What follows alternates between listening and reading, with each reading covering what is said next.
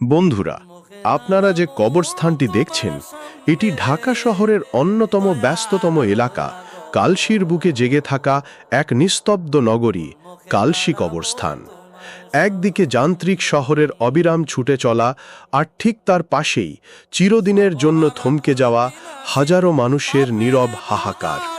এই কবরস্থান আমাদের জীবনের সবচেয়ে বড় সত্যের কথা বারবার মনে করিয়ে দেয়।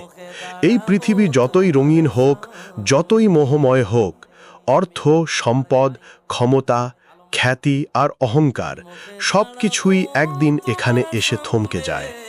আজ যে মানুষটা দুনিয়ার ভিড়ে নিজের পরিচয় আর অবস্থান নিয়ে গর্ব করে বুক ফুলিয়ে হাঁটছে, কাল হয়তো তার নামটাও ধীরে ধীরে মানুষের স্মৃতি থেকে হারিয়ে যাবে। এই কবরের নীরবতা যেন আমাদের কানে কানে বলে দেয়, তুমি যতই প্রভাবশালী হও না কেন, শেষ ঠিকানা কিন্তু ওই কয়েক হাত মাটি। আমরা সারা জীবন কত স্বপ্ন দেখি, কত পরিকল্পনা করি, কত কিছু অর্জনের তীব্র নেশায় অবিরাম ছুটে চলি। কিন্তু আমরা কজন ভাবি এই জীবনের পর কি আছে? দুনিয়ার এই মায়াজাল খুবই ক্ষণস্থায়ী, আজ আছে কাল নেই।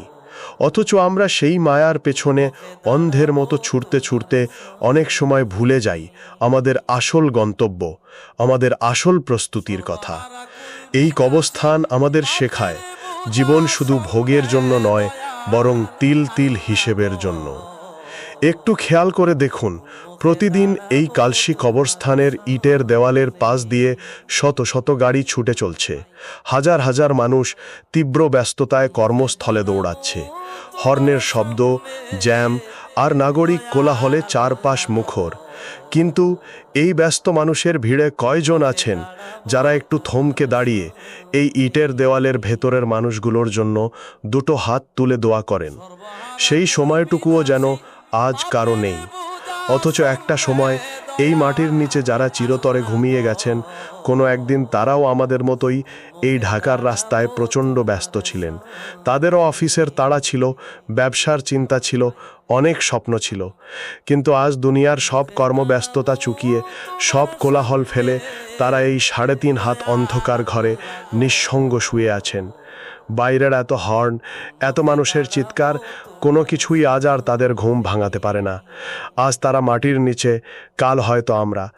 আমাদেরও এই চিরচেনা ব্যস্ততা একদিন হুট করে থেমে যাবে। আমরা কি সেই আসল গন্তব্যের জন্য তৈরি তো?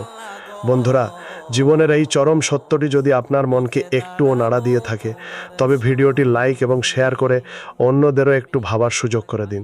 আর এই বিষয়ে আপনার মূল্যবান অনুভূতি অবশ্যই কমেন্ট করে জানাবেন। চ্যানেলটি সাবস্ক্রাইব করে আমাদের সাথেই থাকুন। আল্লাহ আমাদের সবাইকে সঠিক বুঝ দান করুন। আমিন।